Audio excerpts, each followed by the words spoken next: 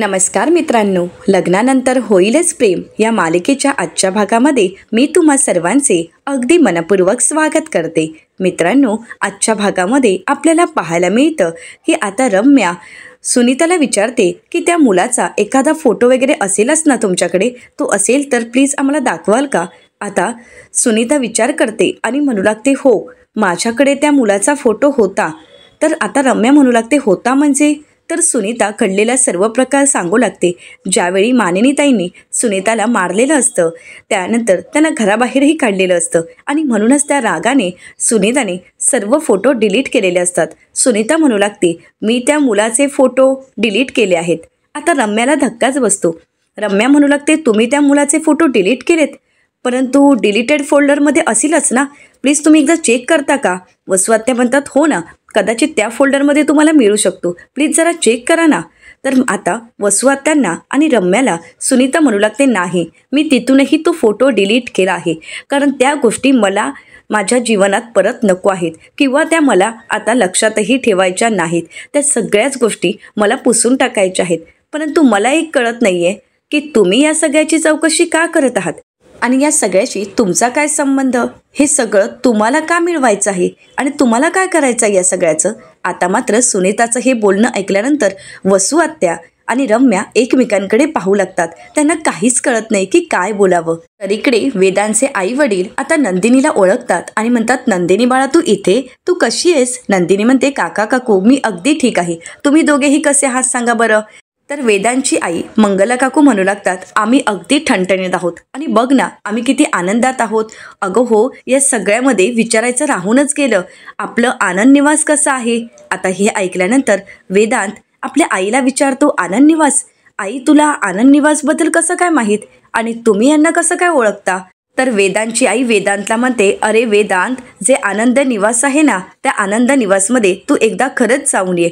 तू एकदा आनंद निवास पाहिलंस ना की तुला कळेल. अरे त्या आनंद निवासमध्ये राहणाऱ्या प्रत्येक व्यक्तीला या नंदिनीने इतका जीव लावलाय ना, आपल्या माणसांची सुद्धा एवढी कोणी आपुलकीने काळजी घेत नाही, तेवढी नंदिनी त्यांची आपुलकीने काळजी घेत असते. अरे खरं सांगायचं तर दुसऱ्यांची वकिली सर्वच जण करत असतात, परंतु दुसऱ्या माणसांबद्दलचं प्रेम, त्यांच्याबद्दलची आपुलकी आणि त्यांच्याबद्दलचा आपल्या मनात असणारा आपलेपणा हा या जगात क्वचितच माणसांमध्ये मिळतो आणि ते आहे नंदिनीकडे. कारण नंदिनीने आत्तापर्यंत त्या माणसांना एवढा जीव लावला आहे ना की त्या माणसांबद्दल, त्यांच्या सुखाबद्दल बोलणारी आणि त्यांच्यासाठी हिरहिरीने काम करणारी नंदिनी लाखात एक पोर आहे रे, असं म्हणत आता दोघेही नंदिनीचं भरभरून कौतुक करू लागतात. आता वेदांची आई नंदिनीला विचारते, अगं पण तू इथे काय करतेस. आता वेदांत आईला म्हणू लागतो, आई ते, परंतु आता वेदांत पुढे काही सांगणार.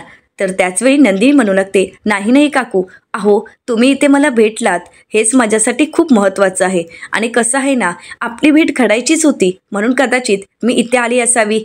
आणि खरंच तुम्हा दोघांनाही भेटून मला खूप आनंद झाला आहे. परंतु काका काकू, तुमची सांधेदुखी कशी आहे. आता तुम्हाला आराम भेटतोय ना, तुम्हाला बरं वाटतंय ना. तर काका काकू नंदिनीला म्हणतात, अगं आमची काळजी करू नकोस, आम्ही अगदी ठीक आहोत. परंतु तू आमच्या मुलाला ओळखतेस का. तुम्ही दोघंही एकमेकांना ओळखता का. आता नंदिनी म्हणते, नाही काकू, मी यांना नाही ओळखत, पण मी ज्यावेळी इथे आले त्यावेळी बसायला टेबल नव्हतं, जागा नव्हती, म्हणून आम्ही दोघंही एकाच टेबलवर बसलो होतो, तेव्हा थोडी ओळख झाली. चला बरं तुमचं चालू द्यात, मी येते निघते, असं म्हणत नंदिनी आपली बॅग घेते आणि तिथून निघून जात असते. परंतु त्याच वेळी आता वेदांत नंदिनीला आवाज देत म्हणतो, थांबा नंदिनी, तुम्हाला माझ्या आईशी बोलायचं होतं ना. आता मात्र नंदिनी तिथेच थांबते. तर वेदांतला त्याची आई विचारते, कशाबद्दल. तर वेदांत आता आईला म्हणू लागतो, आई मी जो तुला हार गिफ्ट दिला आहे त्याबद्दल त्यांना बोलायचं आहे. तर आता हे ऐकल्यानंतर नंदिनीला पाहत त्या काकू म्हणतात, कुठल्या हाराबद्दल. या हाराबद्दल, असं म्हणत तो हार आता नंदिनीला दाखवू लागतात. आता त्यांच्या गळ्यातील तो हार पाहून नंदिनीला भावना अनावर होतात, तिचे अश्रू अनावर होतात. नंदिनीला ते सर्व क्षण आठवतात. जीवाच्या बाबांचं बोलणं तिला आठवतं. जीवाला बाबा म्हणालेले असतात, आज तू हार विकलास, ते पाहून आजीला मेल्याहून मेल्यासारखं वाटत असेल. अरे तिचे आशीर्वाद तू विकलेस, तुला लाज नाही का वाटत. आणि या सगळ्यामुळे जीवाला झालेला त्रास, त्याच्या चेहऱ्यावरचं गेलेलं हसू, हे सगळं काही नंदिनीला आठवतं आणि नंदिनीचे डोळे आपोआपच पाणावतात. आता नंदिनी त्या हाराला स्पर्श करण्यासाठी हात पुढे करते, परंतु परत ती आपला हात मागे घेते, आपले अश्रू पुसते, स्वतःला सावरते. परंतु मात्र काका काकूंना काहीच कळत नसतं. तर इकडे सुनीताच्या प्रश्नाचं उत्तर देत वसुवत्या नाटक करत म्हणतात, काही नाही हो, भाच्याच्या काळजीपोटी आम्ही इथपर्यंत आलो आहोत. तर आता हे ऐकल्यानंतर सुनीता म्हणू लागते, मग त्या दिवशी तुम्हाला भाच्याची काळजी वाटत नव्हती का? वसुवत्या म्हणतात, नाही हो, तेव्हा आम्ही थोडं उशिरा आलोत ना, आणि आम्हाला यातलं काहीच माहीत नाही. आणि जर आम्हाला काही माहीत असतं तर तेव्हाच आम्ही या सगळ्यामध्ये पडलो असतो आणि तेव्हाच आम्ही सत्य समजून घेतलं असतं. परंतु त्यावेळी आम्हाला खूप उशीर झाला. तर आता सुनीता म्हणतात, मग आता इथे का आलाय? माहिती काढून घ्यायला? आणि ती माहिती काढून घेऊन तुम्ही काय करणार आहात? आता हे ऐकल्यानंतर रम्या म्हणते, नाही, आम्ही माहिती घेण्यासाठी नाही आलो आहोत, आणि तसंही आम्हाला काही जाणून घ्यायचंही नव्हतं. परंतु म्हटलं, एवढे दिवस झाले मामी अशी का वागते? मामी कधीच कोणाशी वाईट वागत नाही, परंतु मामीचा स्वभाव असा का बदलला? आणि म्हणूनच ते जाणून घेण्यासाठी आम्ही इथपर्यंत आलो आहोत, बाकी काहीच नाही. वसुवत्या म्हणतात, हो ना, अहो तुम्हाला खरं सांगू का, या सगळ्यामध्ये तुम्हाला जो त्रास झाला ना, त्याबद्दल आम्हाला खरंच खूप वाईट वाटते. मानेने तुमच्याशी कशी वागली, आणि खरंच तुम्हाला खूप त्रास झाला असेल ना, आणि ह्या सगळ्यात आम्हाला खरंच तुमच्याबद्दल वाईट वाटत आहे. तर सुनीता म्हणू लागते, हा विषय माझ्यासाठी कायमचा संपलाय, त्यामुळे प्लीज आता या विषयाबद्दल तुम्ही माझ्याशी काहीही बोलू नका. खरं सांगायचं तर आता काळजी करायची आहे ती मानिनीला, कारण मानिनीला मी या सगळ्यातून जागं करण्याचा प्रयत्न केला, परंतु नाही, तिचा मात्र काव्यावर स्वतःपेक्षा जास्त विश्वास, आणि त्या विश्वासाचा एक दिवस काव्या बेरंग करणार एवढं मात्र नक्की. त्या विश्वासाला तडा जाणार, आणि काव्याचं खरं रूप एक ना एक दिवस मानिनीच्या समोर येणारच आहे. आणि म्हणूनच मला त्या मानिनीची काळजी वाटत आहे. पण यापुढे माझ्यासाठी हा विषय इथेच संपला आहे. वसुवत्या म्हणतात, तुमच्यासाठी संपला असेल हो, परंतु आम्हाला आमच्या भाच्याची पार्थची काळजी वाटत आहे हो. हे सत्य ज्यावेळी पार्थला कळेल त्यावेळी ते काय करेल, कसा रिॲक्ट होईल, त्याला किती वेदना होतील. रम्या, अगं पार्थला कळालं तर त्याला किती वाईट वाटेल ना. आता रम्या ही नाटक करत म्हणते, हो ना, मला सुद्धा पार्थची खूप काळजी वाटत आहे. तर सुनीता म्हणू लागते, हा तुमचा प्रॉब्लेम आहे आणि या सगळ्यामध्ये मला नाही पडायचं आहे. आता सुनीताचं हे कठोर वागणं पाहून वसुवत्या रम्याला म्हणतात की हे सगळं काही आपण हिच्याशी बोललोय खरं, परंतु ही मानिनीच्या समोर पचकणार तर नाही ना. रम्या म्हणते, हो ते पण आहेच, परंतु ही बोलणार की नाही हे तर आपल्याला कळेल. आपल्याला आता यासाठी अंदाज घ्यावा लागेल. आता हाच अंदाज घेण्यासाठी रम्या सुनीतांना म्हणते, तुमचा मामीसाठी काही निरोप वगैरे आहे का? तर सुनीता खूप चिडते आणि म्हणू लागते, निरोप? ती माझ्यासाठी मेली आहे आणि यापुढे तिचा आणि माझा काही संबंध नाही, असं म्हणत सुनीता रागानेच तिथून निघून जाते. आता वसुवत्या आणि रम्या खुश होतात. वसुवत्या रम्याला म्हणू लागतात, झालं, एक टेन्शन तरी गेलं. आता रम्या खुश होत म्हणते, येस आई, टेन्शन तर आता काव्याला घ्यायला हवं, कारण आता काव्याचं सत्य आपल्याला कळालं आहे आणि आता काव्याचं हेच सत्य सर्वांसमोर आपण आणायचं आहे. असं म्हणत आता रम्या पेनड्राईव्ह हातात घेते आणि म्हणू लागते, आई आता आपल्याकडे हुकमी एक्का आहे. आता काव्या आणि तिच्या बॉयफ्रेंडचा व्हिडिओ या पेनड्राईव्हमध्ये आहे.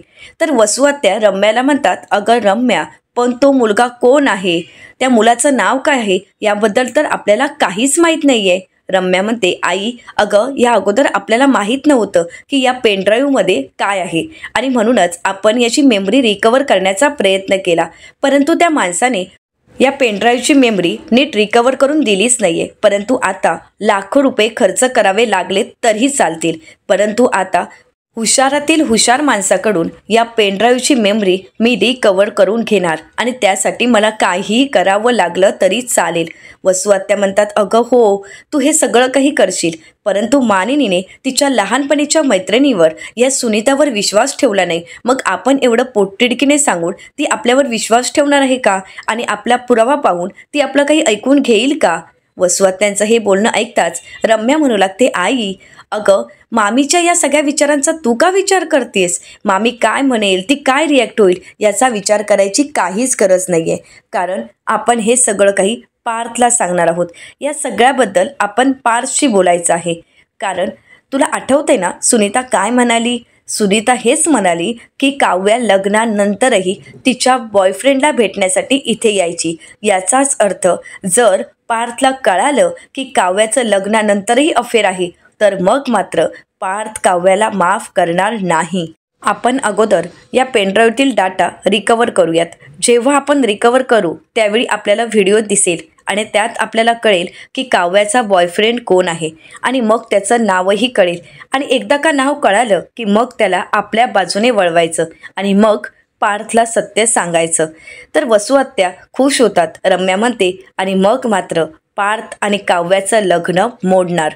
वसू आत्या म्हणतात, हो तू बोलतेस ते अगदी खरं आहे. आपण जसं ठरवलंय तसंच करायचं आहे.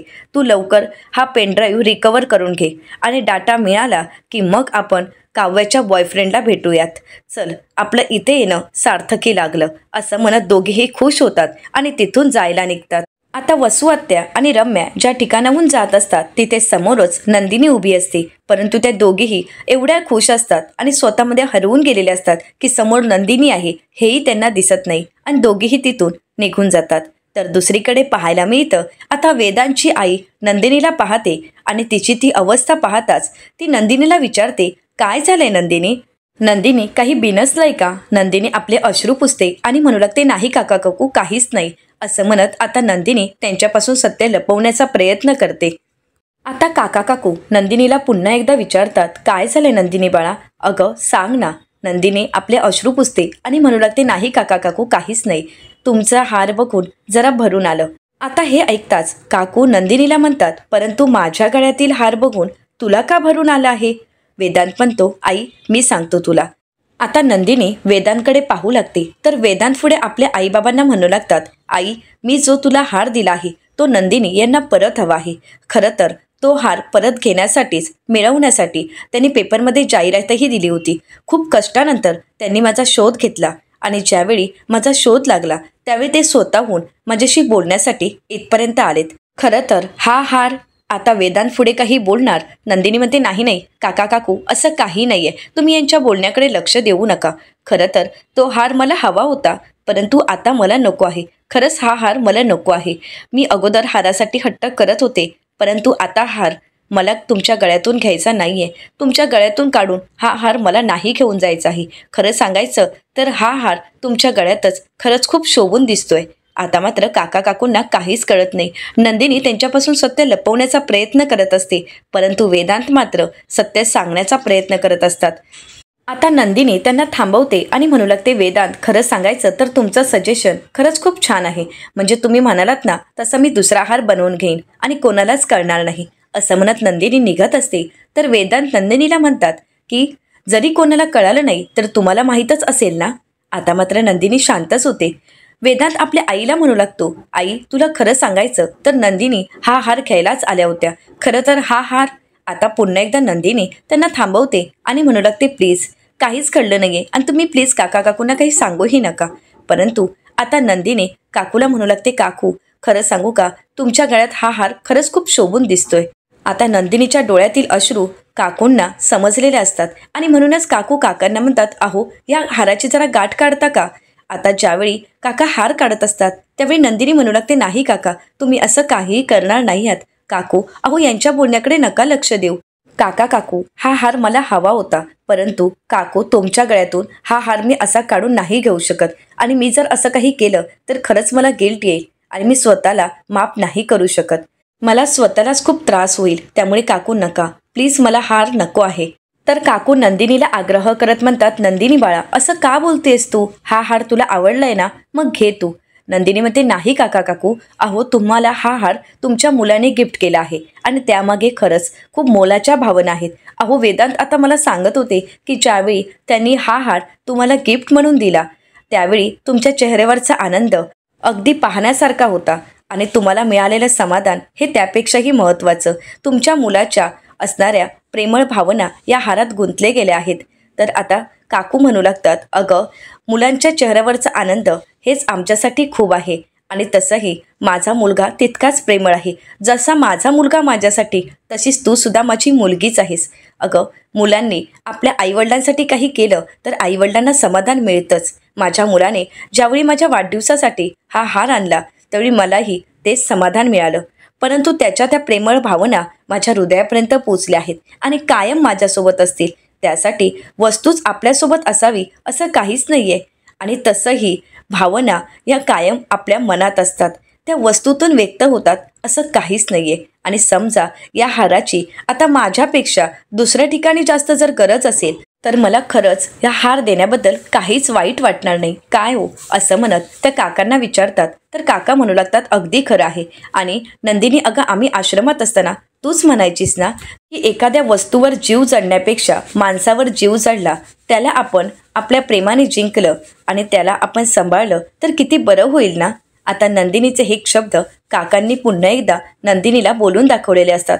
नंदिनीचा तो प्रेमळ आणि आपलेपणाचा स्वभाव यामुळे काका काकूंसोबत तिचं नातं जोडलं गेलेलं असतं. आता काकू नंदिनीला म्हणू लागतात, आणि हो, हे विसरू नकोस की माझाही मुलगा खूप स्वभावाने चांगला आहे आणि गुणीही आहे. आज माझ्या मुलाने माझ्यासाठी हा हार बनवला होता, त्याने मला गिफ्ट दिलं होतं. परंतु वेदांत मला दुसराही हार गिफ्ट म्हणून देऊ शकतो. काय रे वेदांत, आईचे हट्ट पुरवशील ना? तर वेदांत म्हणतो, हो आई, अजिबातच काळजी करू नकोस. अगं एकच काय तर तुझ्यासाठी मी 10 हार बनवायलाही तयार आहे.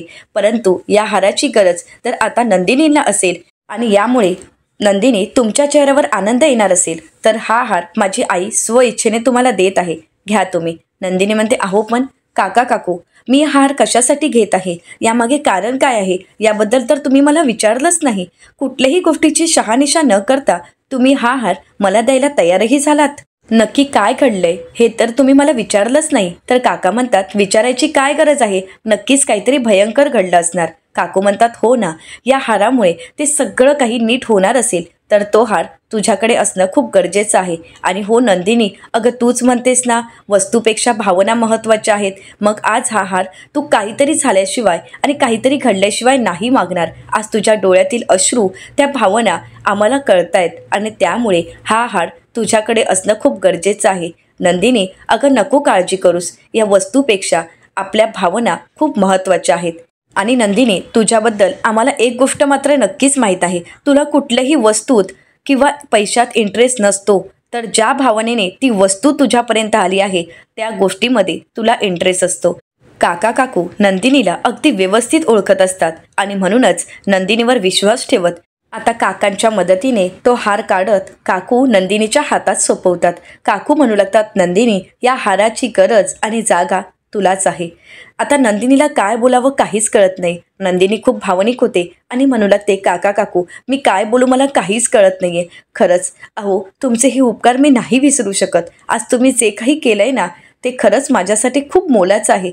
मी काय सांगू, सांगा ना. असं म्हणत नंदिनी त्यांच्यासमोर हात जोडत त्यांचे आभार मानू लागते. काकू म्हणतात, हे बरं आहे, एकीकडे काका काकू म्हणायचं आणि दुसरीकडे थँक्यू म्हणून पर्क करायचं. नंदिनी म्हणते, नाही काकू, मी तुम्हाला कधीच पर्क करणार नाही.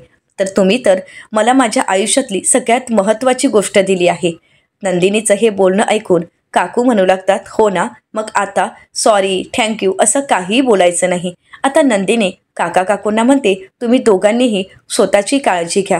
काका म्हणतात, हो, आता आम्हाला निघायला हवं, आज आमची फ्लाईट आहे. वेदांतला नंदिनी पुन्हा एकदा थँक्यू बोलते. तर वेदांत म्हणतात, आई ऐकतेस ना तू, नंदिनी पुन्हा एकदा थँक्यू बोलतायत, हार घ्यायचा का आपण? असं मज्जा मस्करी चालू असते. तर त्यानंतर नंदिनी काका काकू या दोघांचेही आशीर्वाद घेते. काका काकू नंदिनीला भरभरून आशीर्वाद देतात आणि म्हणू लागतात, सुखी राहा बाळा. तर वेदांत नंदिनीला म्हणू लागतो, नंदिनी, मला माहीत आहे हा हार मिळवण्यासाठी तुम्ही खूप प्रयत्न केलेत आणि खूप प्रयत्नानंतर आपली भेट घडली. परंतु तुम्हाला आज हा हार मिळाला आहे तो तुमच्या चांगुलपणामुळे, तुमच्या या स्वभावामुळे, आणि तुमचा हाच स्वभाव तुम्हाला नेहमीच यशस्वी करेल. चला आम्ही येतो. तर नंदिनी काकूंना म्हणू लागते, काकू आता तुम्ही निघताय, परंतु पुन्हा आल्यानंतर आनंद निवासमध्ये नक्की यायचं आहे. काका काकू म्हणतात की हो, आम्ही नक्कीच येणार आहोत, पण बाळा तू स्वतःची काळजी घे. असं म्हणत वेदांत आणि त्यांचे आई बाबा तिथून निघून जातात. नंदिनीचा आनंद काही गगनात मावत नसतो. नंदिनी तो हार पाहते आणि मनाशीच म्हणते, जीवा, तुमच्या आजींचे आशीर्वाद मी परत मिळवले आहेत. हे फक्त तुमच्या चेहऱ्यावरचं हसू परत आणण्यासाठी मला माझे पूर्वीचे जीवा परत मिळणार आहेत. हा हार ज्यावेळी तुम्ही पाहाल ना त्यावेळी तुमचं गेलेलं हसू परत येणार आहे आणि तेच मला पाहायचं आहे. असं म्हणत नंदिनी खूप खुश असते. तर इकडे रम्या आणि वसू आत्या घरी आलेल्या असतात. रम्या म्हणू लागते, भलेही ती काव्या मूव्ह ऑन झाली असेल, परंतु आपण तिच्या अफेअरबद्दल शोधून काढायचंच आहे. तर वसू आत्या रम्याला म्हणतात, रम्या, आपण लाख प्रयत्न करू ग, परंतु आपण जे काही करत आहोत आणि जे काही पार्थच्या समोर मांडण्याचा प्रयत्न करणार आहोत आणि ते सत्य पार्थच्या समोर आणणार आहोत, परंतु या सगळ्यामध्ये पार्थला इंटरेस्ट असेल का याचा विचार केलायस का? पार्थ काव्याच्या पास्टमध्ये इंटरेस्ट घेईल का? आता हे ऐकल्यानंतर रम्या म्हणू लागते, आई तू असं का बोलतेस? का नाही घेणार तो इंटरेस्ट? वसुआत्या म्हणतात, अगं रम्या, तुझ्या लक्षात येतंय का? काव्या आणि पार्थचं लग्न झाल्यानंतर काव्या तसंच वागायची, त्याच्याशी नीट बोलायचीही नाही, तरीसुद्धा पार्थ कधी रिॲक्ट झालाच नाही आणि तो कधी तिला काही बोललाच नाही. उलट नेहमीच पार्थने काव्याला समजून घेतलं आहे. आणि एवढं सगळं होऊनही तुला असं वाटतंय का की पार्थ आता काव्याला काही बोलेल किंवा तिच्या या पास्टमध्ये इंटरेस्ट घेईल? तर रम्या वसुआत्यांना म्हणू लागते, आई अगं नक्कीच घेईल, कारण पार्थ तसं वागत होता, कारण पार्थला वाटत होतं की काव्याचं लग्न हे तिच्या मनाविरुद्ध झालं आहे आणि म्हणूनच ती तशी वागत आहे आणि म्हणून तो तिला समजून घेत होता. परंतु जेव्हा आपण पार्थला सांगणार आहोत ते म्हणजे काव्याच्या अफेअरबद्दल, तेव्हा पार्थला कळणार आहे की काव्य असं का वागत होती आणि त्यावेळी आपण पार्थला हे सांगायचं आहे की काव्या आतापर्यंत तुझ्यासोबत ज्या पद्धतीने वागत होती ते तिच्या मनाविरुद्ध लग्न झालं म्हणून नाही, तर तिचं अफेअर होतं. तर हे ऐकल्यानंतर वसुआत्या म्हणू लागतात, हो ग अगदी खरं आहे, परंतु पुढचा प्लॅन काय आहे? रम्या म्हणू लागते, हेच की आता आपण हा डाटा रिकवर करण्याचा प्रयत्न केला, परंतु त्या मुलाने आपल्याला काही डाटा नीट रिकवर करून दिलाच नाही. परंतु आता माझ्या मैत्रिणीचा भाऊ आहे की जो खूप मोठा हॅकर आहे आणि त्याच्याकडून आपल्याला डाटा रिकवर करून मिळू शकतो. वसुआत्या घाबरतात आणि म्हणू लागतात, हॅकर? अगं तुला कळतंय का, आपण जर अनलिगल काही करण्याचा प्रयत्न केला ना तर या सगळ्यामध्ये आपणच अडकू. नाही नाही, असं काहीही करू नकोस. रम्या म्हणते, अगं आई यामध्ये अनलिगल काय आहे सांग? अगं पेन ड्राईव्ह आपला, डाटा आपला आणि आपल्यालाच आपला डाटा रिकवर करून घ्यायचा आहे, बाकी काही आहे का अनलिगल? नाही ना, मग काळजी करू नकोस. त्याने का एकदा डाटा रिकवर करून दिला की सत्य आपल्या समोर येणार आहे आणि मग मात्र काव्याला कोणीही वाचू शकत नाही. वसुआत्या म्हणतात, हो ना गं. तर पुढे रम्या म्हणू लागते, आणि हो असं जर झालं तर मला तरी वाटते की सगळं काही आपल्या बाजूने आणि आपल्या मनासारखं होणार आहे. अगं बघ ना, हे सगळं पाहिल्यानंतर असंच वाटतंय की गुरुजींची भविष्यवाणी खरी होणार आहे. आता वसुआत्या आणि रम्या या दोघांनाही गुरुजींची भविष्यवाणी आठवते. गुरुजी म्हणालेले असतात, तू आणि पार्थ लग्नाची वस्त्र घालून मंडपात उभे आहात. तुझ्या आणि पार्थच्या हातात वरमाला आहे. पार्थने तुझ्यासाठी मंगळसूत्र आणलं आहे आणि पार्थ तुझ्या गळ्यात मंगळसूत्रही घालणार आहे. सर्वच जण तुमच्यावर आशीर्वादरूपी अक्षता टाकण्यासाठी मंडपात हजर आहेत. हे सगळं काही वसुआत्या आणि रम्याला आठवताच ती दोघेही खुश होतात आणि म्हणू लागतात, हो ग अगदी खरं आहे रम्या, मला तरी वाटतंय की गुरुजींचे शब्द लवकरच खरे होणार आहेत. आता वसुआत्यांचं हे बोलणं ऐकल्यानंतर रम्याचा आनंद काही गगनात मावत नसतो. तर वसुआत्या रम्याला म्हणतात, तू म्हणतेस तसंच होऊ देत.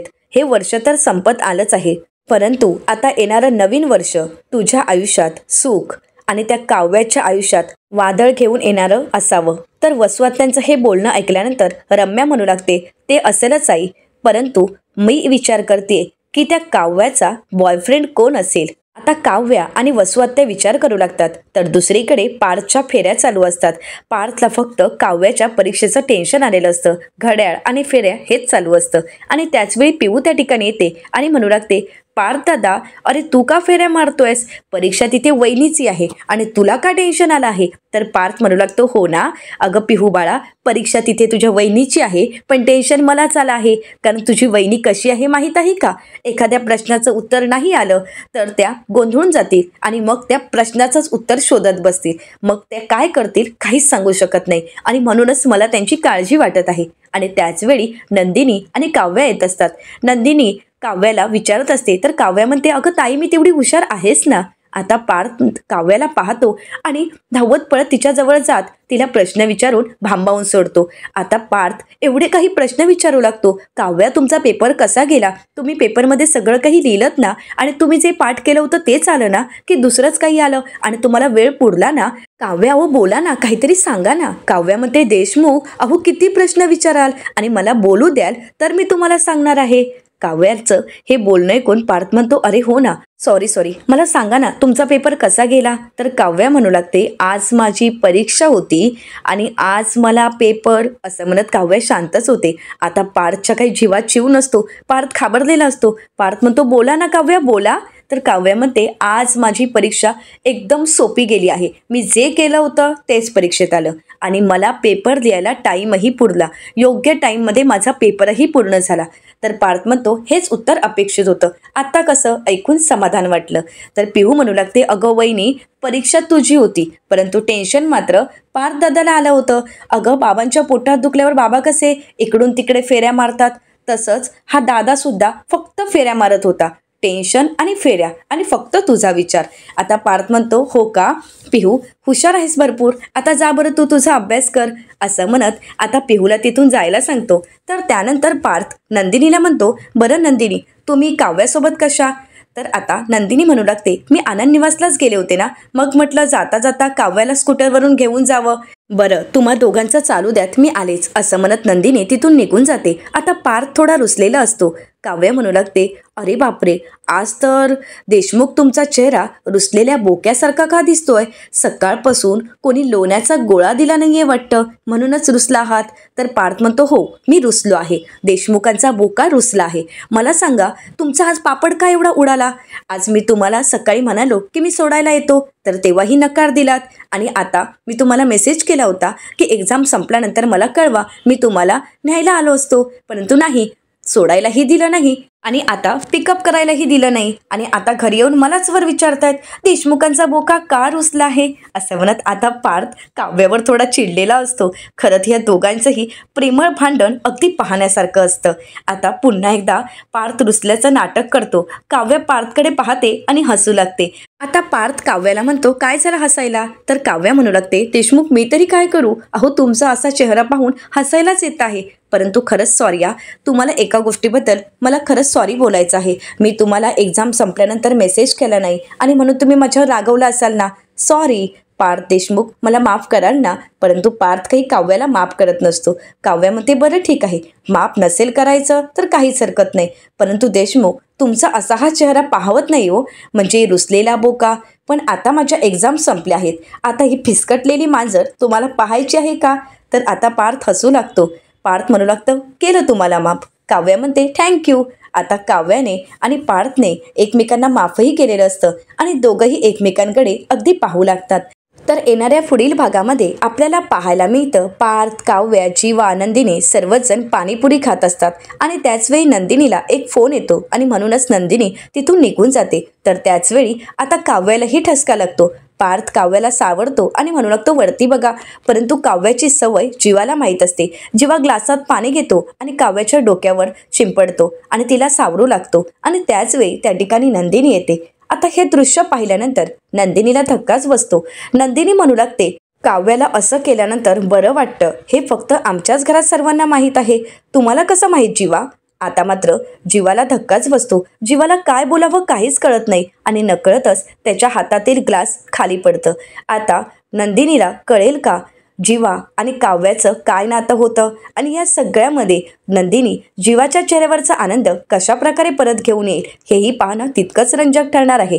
मित्रांनो, अशाच मालिकांचे नवनवीन अपडेट पाहण्यासाठी चॅनलला नक्कीच सबस्क्राईब करा. आणि हो, आजचा हा व्हिडिओ जर तुम्हाला आवडला असेल तर व्हिडिओला लाईक करायलाही विसरू नका.